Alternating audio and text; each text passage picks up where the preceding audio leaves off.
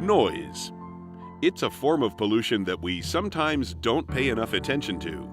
Every day, we are bombarded with noise from alarms, equipment, lawnmowers, and music players, just to name a few. Exposure to high levels of noise can cause hearing loss, ringing in the ear, and physical and psychological stress. Additionally, excessive noise can reduce productivity in the workplace, interfere with communication, and contribute to accidents and injuries. Today, hearing loss or hearing damage is one of the most common health problems in the United States. Many people experience hearing damage at their workplace due to excessive noise. It is estimated that 30 million workers in the U.S. are exposed to hazardous noise. To provide the proper protection, employees must have a good knowledge and understanding of noise exposure and protective measures. This training program was created to help ensure you understand the requirements for hearing protection and working safely in noisy work settings.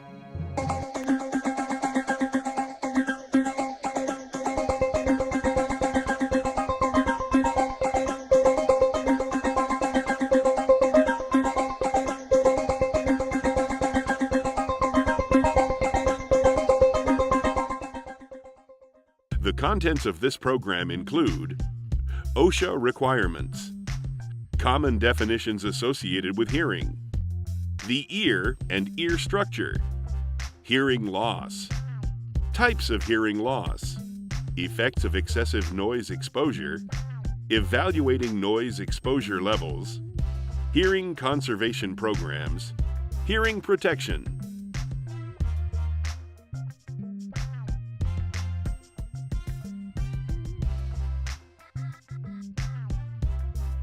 OSHA requires employers to determine if employees are exposed to excessive noise levels and for how long.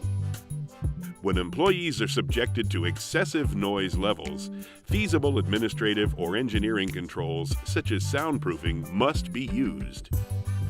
The incidence of noise-induced hearing loss can be reduced or eliminated through the successful application of engineering controls and hearing conservation programs. When controls are not sufficient or feasible, employers must implement an effective hearing conservation program.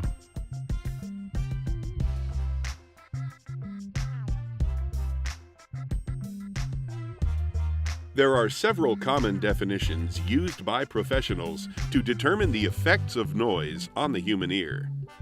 Sound, the physical phenomenon that stimulates our sense of hearing.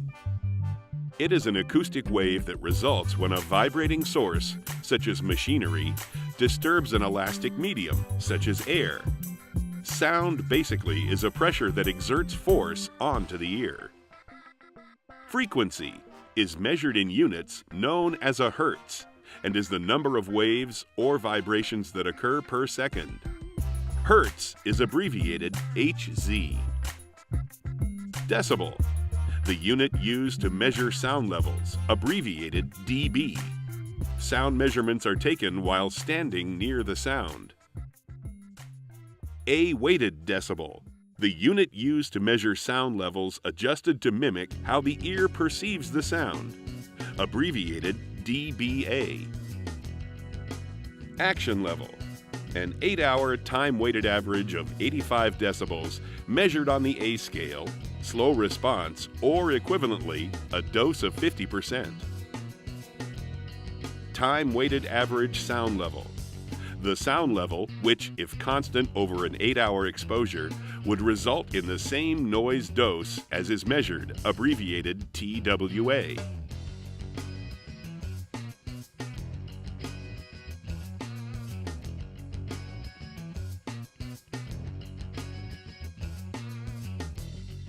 Your ear allows you to hear sound and noise. Sound is created when acoustic waves are felt by the eardrum. The number of times the waves, or vibrations, are felt in the eardrum is known as the frequency of the sound. The frequency is measured in hertz. 1 hertz equals 1 vibration or wave. The human ear can perceive frequencies between approximately 20 and 20,000 hertz. but the range varies greatly between different people. The ability to perceive higher frequencies decreases as people age. The ear is made up of three main parts. External outer ear receives acoustic wave and directs it to the eardrum. The eardrum is a membrane covering the middle ear canal. Air-filled middle ear converts and amplifies the modified acoustic wave to a vibration of the eardrum and transmits to the inner ear. Fluid-filled inner ear transforms the mechanical movement of the wave into nerve impulses that travel to the brain, which perceives and interprets the impulse as sound.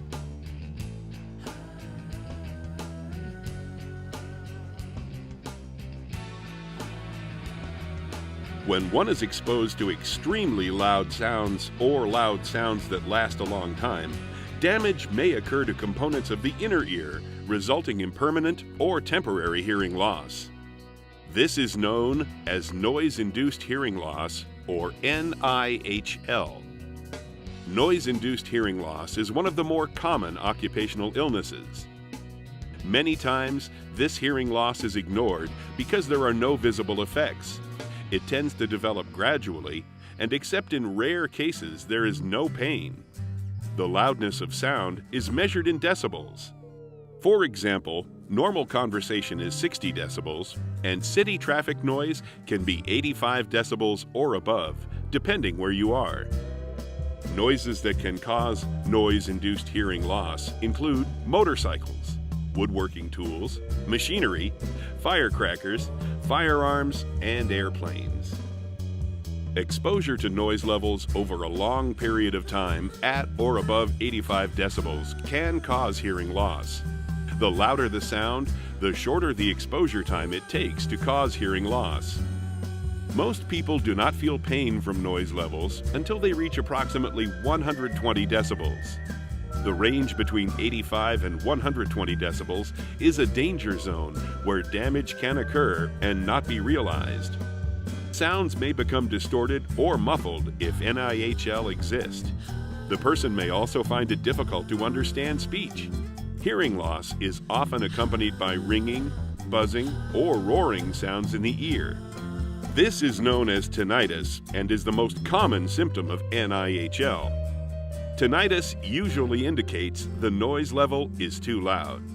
Noise-induced hearing loss does not discriminate against age. There are many known cases, from children to the elderly.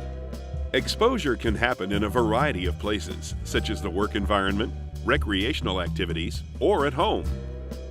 NIHL is 100% preventable with training and the proper use of hearing protection.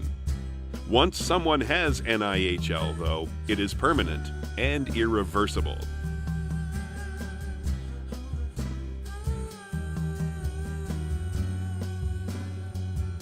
Hearing loss is usually classified as either conductive or sensorineural.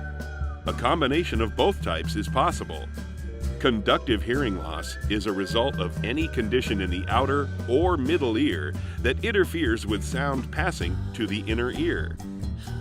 This type of hearing loss generally involves a reduction in sound level or the ability to hear soft sounds.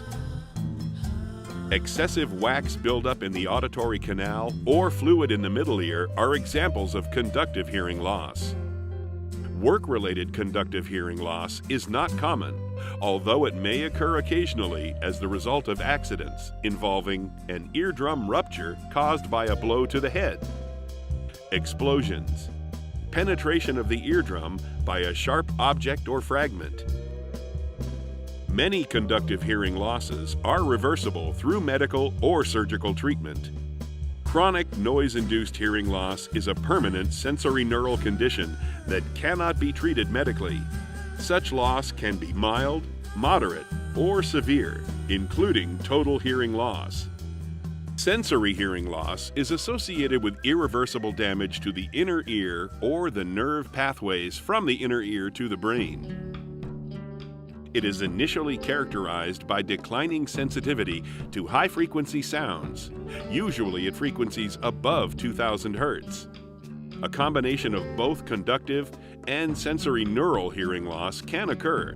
This type of hearing loss is usually referred to as a mixed hearing loss.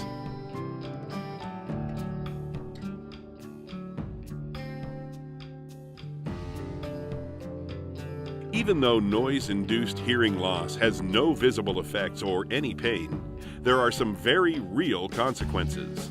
The act of communicating is often negatively affected and diminishes over time.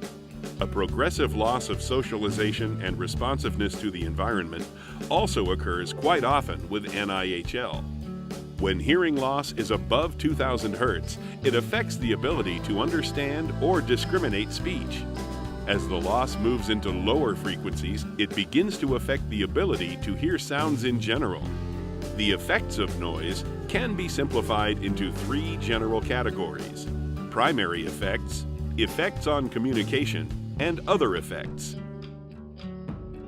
The primary effects of excessive noise exposure may include acoustic trauma, tinnitus, and threshold shifts, both temporary and permanent.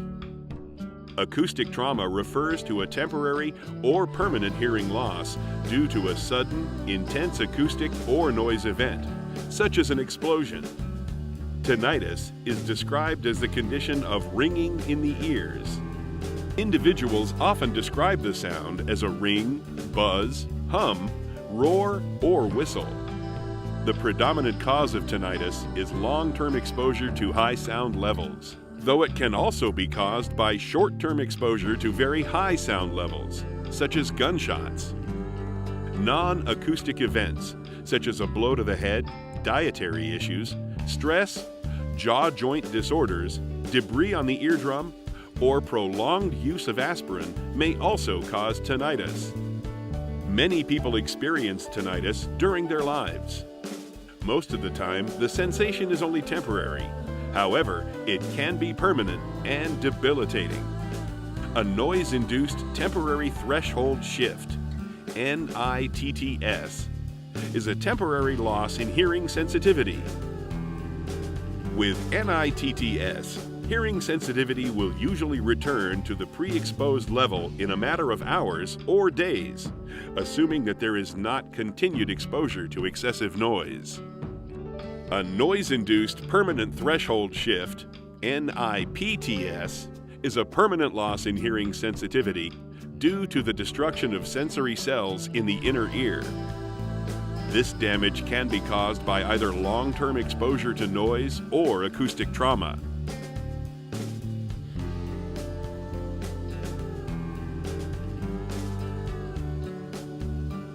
Excessive noise exposure can have a negative effect on a worker's ability to communicate as well as their job performance. The excessive noise exposure can cause individuals to feel isolated from coworkers and become easily annoyed. The noise can cause lack of concentration, leading to higher absenteeism and accidents. Other effects of excessive noise may include stress, muscle tension, ulcers, increased blood pressure, and hypertension. Many times, employees will not know the reason behind their changed behaviors.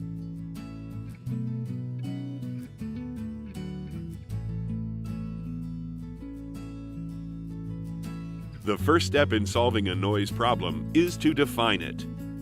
Determining exposure levels is necessary to implement a successful hearing training program. There are various indicators which may point to noise being a problem in the workplace. Conditions that make normal conversation difficult, adverse reactions or behaviors in the workplace, and reduced job performance or production. One of the first things you should do is to perform a walk-around survey. Sound level meter measurements and duration of exposure estimates are sufficient to determine if additional monitoring is needed. When the results of the walk-around survey indicate unsafe noise levels, like a time-weighted average, TWA exposure, of 80 decibels or more, then additional noise monitoring is necessary. First, establish a sampling protocol to measure the sound levels. Inform and educate all employees about the noise monitoring protocol and procedures. Sample noise exposures of representative employees and their work areas. This should be done in all areas that are potentially overexposed. Conduct sampling for an appropriate length of time to establish whether exposures are above permissible limits.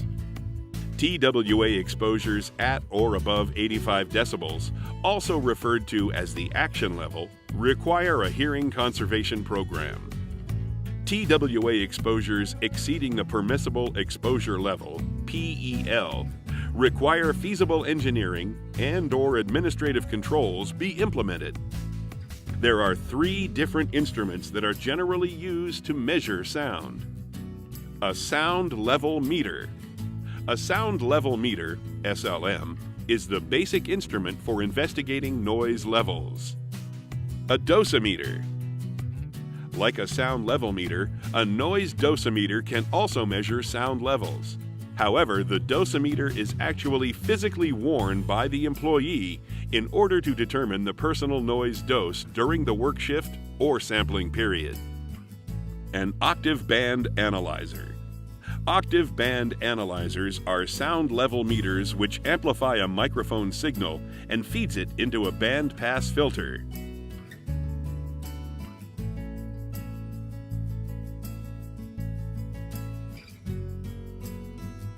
Whenever employee noise exposures equal or exceed an 8-hour time-weighted average sound level of 85 dBA, OSHA requires a continuing, effective hearing conservation program be administered.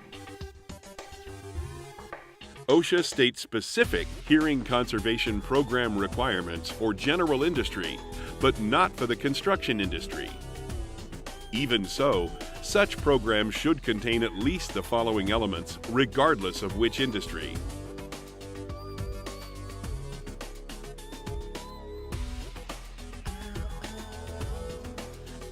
In order for the employer to know who must wear hearing protection and to be able to evaluate the adequacy of the hearing protection used, the noise created by different machines and operations should be known and recorded.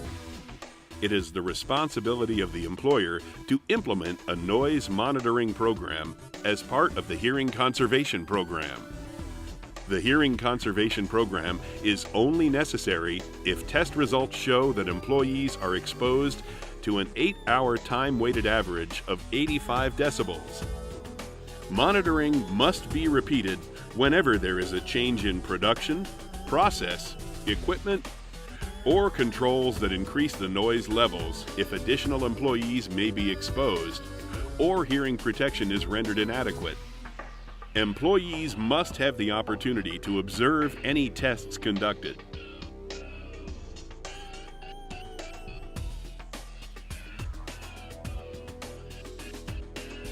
Audiometric testing monitors an employee's hearing over time and will detect any changes. A baseline test must first be performed to compare subsequent tests. The presence of a threshold shift can be determined by such testing. This also provides an opportunity for employers to educate employees about their hearing and the need to protect it. Employers must establish and maintain an audiometric testing program for all employees exposed at or above the action level of 85 dBA. The program must be provided at no cost to employees. All audiometric tests must be performed by a licensed professional. Employees should provide the examiner with any history of ear disease, treatment, and current conditions. Exams must be performed annually to determine if the employee is experiencing any hearing loss due to exposure to noise. If a threshold shift is present, the employer must provide additional means of hearing protection.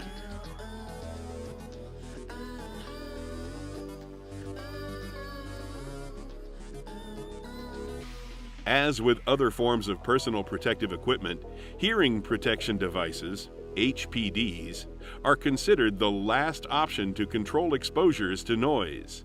HPDs are generally used during the necessary time it takes to implement engineering or administrative controls, or when such controls are not feasible. Employers must make HPDs available to all employees exposed at or above the action level. These must be provided at no cost to employees and must be replaced as necessary. Employees must be given the opportunity to select their HPDs from a suitable variety. Generally, this should include a minimum of 2 devices, representative of at least 2 different types. The employer must provide training in the use and care of all HPDs provided to employees, and must ensure proper initial fitting of HPDs and supervise their correct use.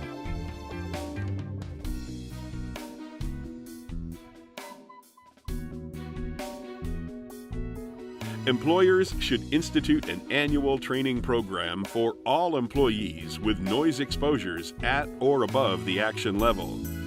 The employees must be trained to understand the effects of noise on hearing, purpose and use, and characteristics of different types of HPDs, and know how to select, fit, use, and care of them. The employer is responsible to keep records of the employees who have received the training. These records must include the name of employees trained, job classifications of each employee, date of training, personnel performing training. Other records to be kept include all noise measurements, audiograms, and training. The forms of audiograms must include name and job classification of the employee tested, date of audiogram, the examiner's name, date of the last acoustic or exhaustive calibration of the audiometer, employee's most recent exposure assessment. Noise exposure measurement records must be kept for 2 years. Audiometric test records must be retained for the duration of an affected employee's employment. All materials that are kept pertaining to hearing conservation must be readily available for employees, former employees, representatives, and the OSHA Assistant Secretary upon request. These records must be transferred to any successor employer if the current employer ceases to do business. The successor employer will then be responsible for maintaining the records of the remainder of the period required.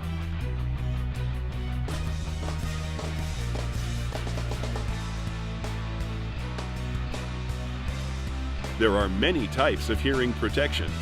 Some are hybrids of the existing protection that aid in comfort and convenience. The 4 basic types of ear protection include foam plugs, pre-molded plugs, canal caps, and earmuffs.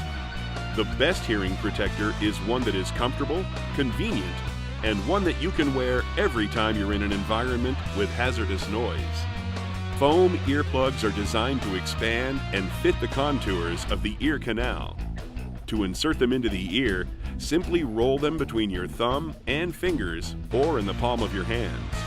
The final result should be a smooth tube thin enough so that about half the length will fit easily into your ear canal. The foam will then expand to fit the canal. Pre-molded plugs are usually made from silicone, plastic, or rubber, and usually come in many different sizes. The major problem with these is that both ear canals may not have the same shape. A person may need a different size plug for each ear. The plug should seal the ear canal without being uncomfortable.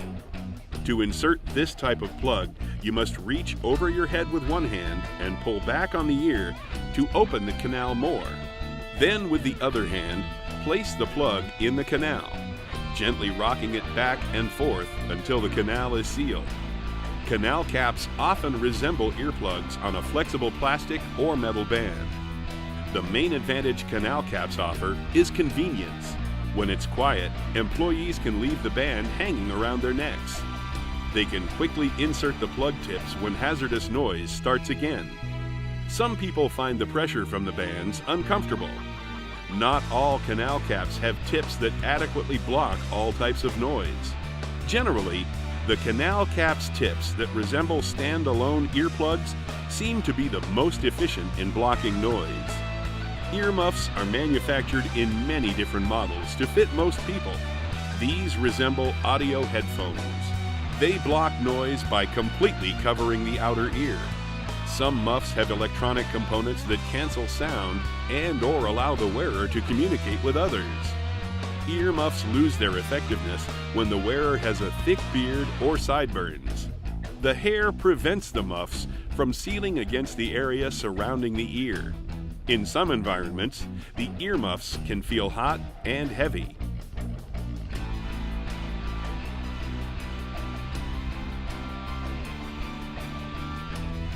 The ear is a sensitive part of the body that is very susceptible to damage by sound vibrations.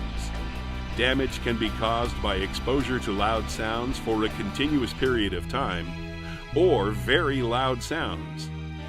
There are many types of hearing protection available today when employees are properly trained and use the proper hearing protection. Hearing loss is 100% preventable.